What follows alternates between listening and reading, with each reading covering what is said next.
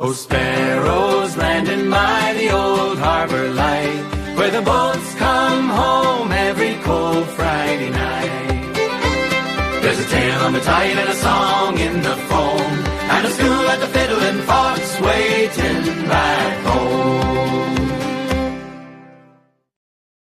Sparrow's Landing, Chapter 3, The Corner Store, by Stephen Noseworthy.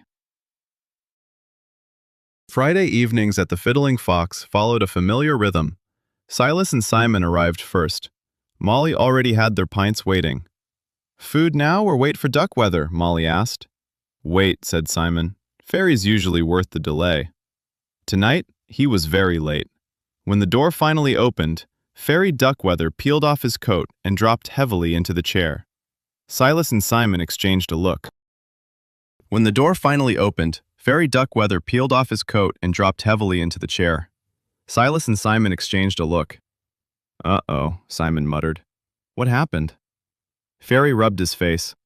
"My corner store's closing. For good." That landed hard.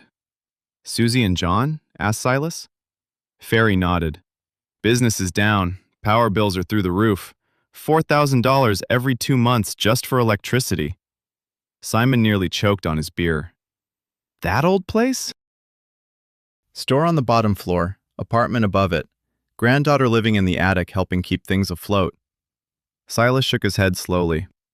"They've served this town for decades." "I forgot," Ferry said quietly. "That little store was supposed to be their retirement." Nobody spoke for a moment. Outside, rain tapped softly against the windows. "Signs of the times," Silas finally said. "Folks don't have much left after groceries and gas." Ferry shook his head. "And every announcement we hear sounds like help arriving 30 years from now." "Funny thing about nation building," Ferry muttered. "Nobody seems to be building anything right now." For once, Simon nodded. "He's not wrong." Just then, the front door opened again. In walked Eleanor. "Good evening, boys." Her eyes lingered on Silas long enough to make him uncomfortable.